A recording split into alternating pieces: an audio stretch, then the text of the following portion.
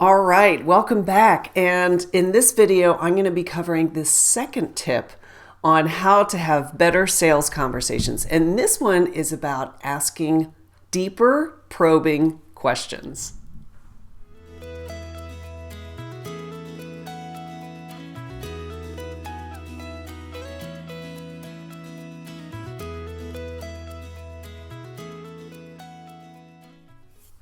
So in this series, what I really want to help you with is just some very specific tips that help you look at how you're selling, how you're presenting yourself, and how you're showing up for your prospects. So you have a better chance of closing them into clients if they're a good fit. So on this particular video, I want to talk about the second tip, which is all about really asking deep, probing questions. And I remember when I first started developing my own model in my business, the Better 3 model, which is better understanding, better communications, and better relationships. And it's like you need one for the next, right? And so I started seeing my clients were coming to me and I'd be like, okay, tell me about your customers, what you're doing to serve them and how they feel about this, this, and this. And they often really didn't know because beyond like just a traditional SurveyMonkey or Typeform survey, they just really weren't capturing qualitative data about their customers. And so I would go and I would interview their customers to really get a whole well-rounded understanding of, how my client showed up, what are some of the things that they're facing, their customers are facing, and on and on and on. So this qualitative research really helped me understand the dynamics of the personalities, the political environment within my client's customers' world, and so many different aspects that most people, when they think about marketing or branding or messaging, they don't really think about. And so what I really wanted to understand was the human element. And so I would get in and I would have these very deep probing questions, but I was genuinely curious. Like I really cared about this person that I was talking to. And I do the same when I'm, starting to work with a new client, asking them about their business and their life and what they're really trying to accomplish. To me, that's why I love relationship type selling, because it can be so personal. And I know because of the nature of the work that I do, it's very creative, very intuitive, that I have to get in there and I have to really understand what is their psyche? What are they attracting? What are they trying to create? What are some of their limiting beliefs? What are some of the things that have been challenges for them over and over and over? And how can I maybe help them, instead of going through that brick wall, going around it? And so the only way you can really get to this is by asking probing questions.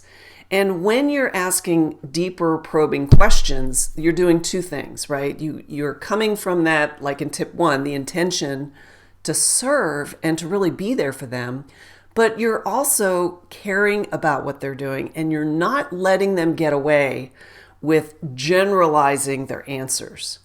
And so how many times have you asked a client a question and they're like immediately just blurt out an answer, and it's really kind of generic, it doesn't really help you.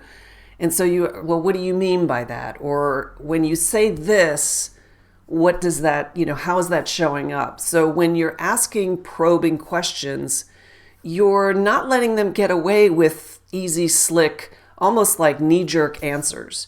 Because if you really want to help them get clarity, if you really want to help them really understand where they're limiting themselves and why they're not getting the results that they're not getting, that they want, right? Then you have to go deeper. You have to have that comfort level and you have to come at it from the tonality of empathy and caring as opposed to judgment and maybe letting some biases in, which is in the next tip. I'm going to be talking about listening without bias. And that way you're allowing that prospect to really look inside themselves. And in many cases, they've never been asked the deeper question. They've never gone and thought about it in the way that you're asking.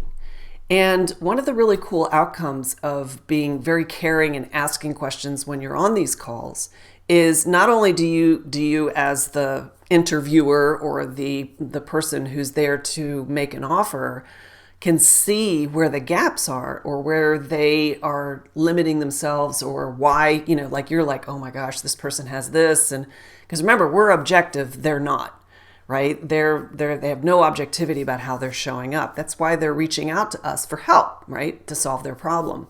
And so when you're able to do that, just the nature of you asking those deeper probing questions conveys so much trust and so much giving, because you're actually helping them understand themselves more. You're helping them gain a new perspective. And when you do that, the trust builds, and then you're able to have a really good communication. So make sure, for the second tip to have a better sales conversation, is to listen and make sure that you're probing on the questions. So don't let them get away with a slick and easy, high-level, generic answer. Say, well, hold on a second. Can we talk about that a little bit? And what did you mean by that? Can you expand? And just get them to talk more, because it should be mostly, I'm getting onto the next tip already.